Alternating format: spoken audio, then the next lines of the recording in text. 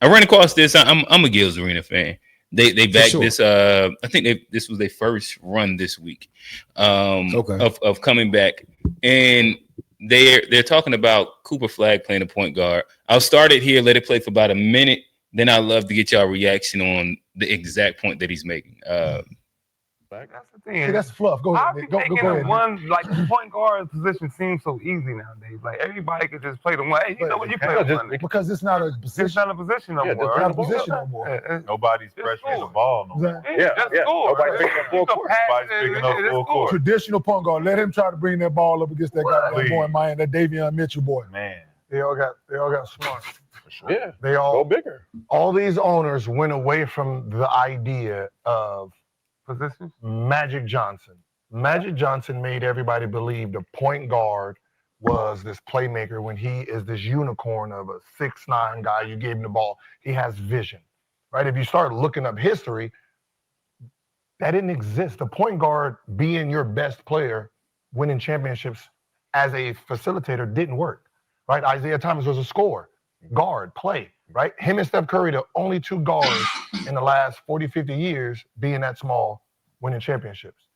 So if your point guard was the guy like the Chris Pauls and, I'm making your team better, then you wasn't winning championships. So when you look at Phil Jackson and all his guys are about 6'4" to 6'6", spot up guys, defending guys, they never played point guard really. The ball went to our best player, and then everybody started following that motto. But that's not a scoring guard though. So now you got LeBron James come in, and you're like, all right, he plays the point. We can just get two guys to guard the guards, but we're gonna put the ball in his hands. He can see over the defense. You know what I mean? I'll stop it there, and I guess throwing to y'all. He's making the case that the traditional point guard doesn't win championships. What is y'all thoughts? He said that there's not been one in any team that has had their point guard be their best player has always. I guess he gave the example of Isaiah Thomas and Steph Curry. They would score first point guards. What are y'all thoughts? I feel like that's true. I would say the last point guard that won a championship was J. Kidd with Dallas. Yeah. And that was out of prime, but he still was traditional. Dirk was the main feature of everything, but J. Kidd literally, steadied that ship throughout the year, throughout the playoffs, to make sure that the plays were made in the right position and got those players there. But like since then, I mean, you talking about that was 2011 when they beat Miami. Oh, Rondo was a point guard. But you talking about that's 08. First. Yeah, that was 08. Yeah, so. Since then was J. Kidd. So Rondo before then, but J. Kidd. But since then, it's been, I think Shea would be but you can't say Shea because he scored first. Yeah, he scored first. So given that as like a traditional pass first. Halliburton would have been the first one if they would have won. Yeah. The closest, the closest to that because he's majority. But other than that, I think it's been J. Kidd. 2011 was the last point guard that literally led a team.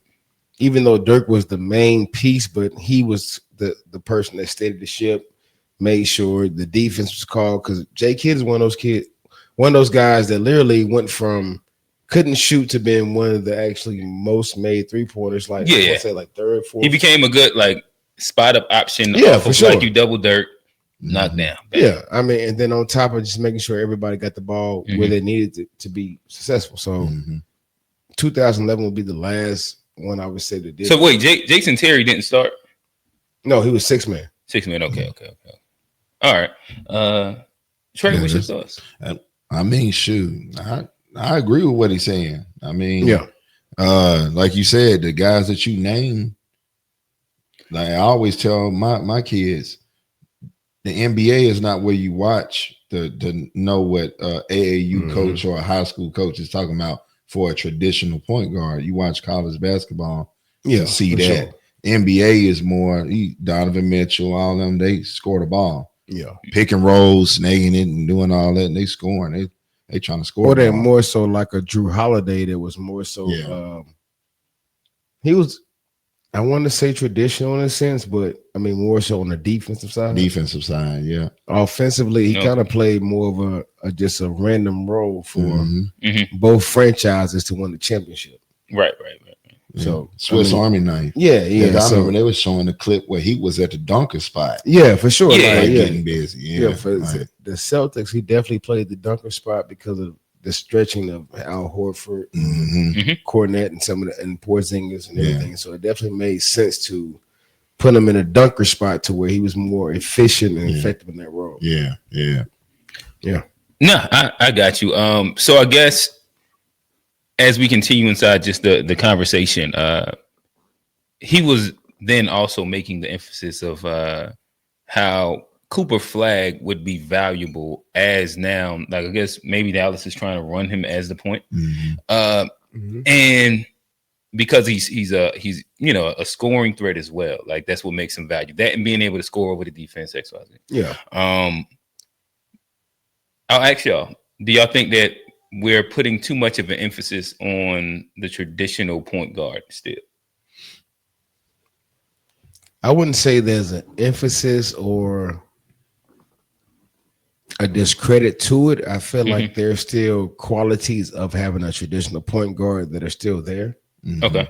I feel like being a leader more than anything else still is that quality that's needed from a traditional point guard. It may not be necessarily run the offense through them as it was before, but I feel like a leadership standpoint, a vocal leader, someone who's able to communicate through all levels of the roster, from the star to the last guy on the bench, the 9th, 10th man, to being able to communicate and keep those guys invested in what's going on.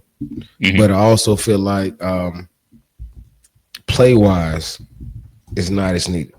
Yeah. I mean, you look at what Houston has been doing throughout the preseason. We're playing, what's his name? Amon Thompson. Listen, Yeah. hey, shout out I to like Peyton him. Pritchard. Yeah. This mother. Go ahead. Hey. If you watch the last one, it's a great inside. Well, it's not even inside. If you're part of the open gym community, you get that joke. Yeah, that part. But go ahead. What they've been doing by just playing Amon Thompson at the point guard and The all big lineup that they have right now, maybe not as much shooting as they could have, but it is amazing to see how successful they've been. But getting back to the question, the traditional point guard, as far as what they brought to the table back in even the 2010s, isn't the same thing now. Yeah, it's more so, like literally the combo guard is that taking over that part, but also just the floor of the offense with 5 out right now. A lot of the offense are running through the bigs anyway. Yeah, I was going to build up to that, but yes, I got you. Yeah, for sure. Where the action is not explicitly dictated by the point guard, as in wait for the offense, and then I make the right pass. No, it's more reads with action, especially as, like you said, big initiates a lot, almost as a hub, but then it's split action and 3-man action that happens a lot. Yes, and then it's just reading off of matters, that. What would you consider Van Vliet? You remember he got him one in that year he won. Would you say he would score first, or was he still kind of traditional? Well, I would say, I mean, we left him, and that's kind of how the conversation led to the Peyton Pritchard thing. But it was more so that Van Fleet was the perfect guard going into this season for Houston. Yeah. As far as what they had going on with him tearing his ACL and being out for the year, it was more so what does Houston need to plug and play in that particular spot? And we got to going with the conversation was who would make sense. Yeah. But that year, you remember the year they won with Toronto? The year with Toronto was like more so. And I don't look at him as a traditional PG. I mean, between him and that Kyle year, Lowry, you look at him in scoring first that year. I think that at minimum he's fairly balanced, but I think that Van Fleet put the ball in the basket. I mean, what got him to the league, put him in the basket. Yeah. I think he was more so plug and play to where, like, for that team and that lineup, they were more so running the offense through Siakam. That's what I would say. So he was a good spot up kind of shooter that can knock shots down, but at the same time, if you had to slow it down, go pick and roll, he could was do accustomed- it. That Yeah. part. Yeah. I mean, think about him. He was the type that took Wichita State from. Yeah. And he was a big shot maker too. Oh, for sure. Yeah. For sure. All right, fellas. Well, my bad. I don't think you gave like your full take on what do you think that we're overemphasizing the PG, like the traditional PG now? Given what Gil is saying, given what the guys on the couch were saying, the push towards like the combos, the push towards like these bigger guards. Shea's really a 6'6", 6'5", quote unquote guard, right? But when you look at that, like really for the smaller guys, they still put in Carson. They put in like a couple of these other smaller guys to guard the smaller guys. Right. Shea's not really playing the traditional PG. Right. What's your thoughts? Or is it still relevant at the AAU level, at the grassroots, at the high school, at the college level? Yeah, because I mean, you think about it, even with like the guys like Shea and his role, even in Kentucky, right? Okay, he wasn't as like what we're seeing now. Nah, you get what I'm saying? Like he kind of groomed, yeah. So it's like I think you still teach the guys, you know, if they can play, they can play. I just feel like the league is going more towards what we're seeing. The size is more than everything. A 6'5", 6'6" guy that can do both. You know, he can, set up an offense, but he can score it well too. Yeah. So, but I mean, overemphasizing it. I mean, if he can play, he can play. Like we might see another Rondo type. You know what I'm saying? Come out. Well, I feel like that's what we're seeing. Yeah. We're seeing Rondo types, but just different versions of it. Yeah. You know, he can score a little bit better. 6'3", 6'4", long arms. With Shea, somebody that can score when he needs to, facilitate when he needs to, but also just do a little bit of everything. Yeah. You know, same thing with kind of moving some of these other like Halliburton. Yeah. He's a walking triple double, but in a different way. Yeah. Russ did it with power and intense. Right. You know, Halliburton's a little bit more laid back, coming from Minnesota. I think, is it Minnesota? It may be Minnesota, but coming from like that era of like a different background, different view of things where his game ain't more so what we were used to seeing. Right. Very effective. And I would say, like what you saying, maybe it's just I guess the right place at the right time. For sure. Because Halliburton, like he don't fit that what we talking about as far as the score first, but he's very effective in that system and what he do. Yeah. But I will say, like he's almost like an anomaly in the league, though. Yeah, would you not for sure. Yeah. Like I think he's like when you think of every other PG that you think of, it's kind of score first, and like they can shoot. He really reminds me of J Kidd a whole lot. Yeah, no, he do. He has a more so J Kidd feel of things. Rondo versus something like the new point guards with what are we talking about? Like let's say like a Shea or even with Donovan Mitchell is basically the de facto point guard for Cleveland. I mean. Yeah. So you got guys like that are giving you really scoring mentality, but can create if the shot is not there. Now I wasn't here when y'all was trying to. Who was that was getting at my guy Cooper Flag, saying it was the worst dude? Was that you, Q? Well, no. I posed the question. All my guys answered it the way of the number one picks from Duke.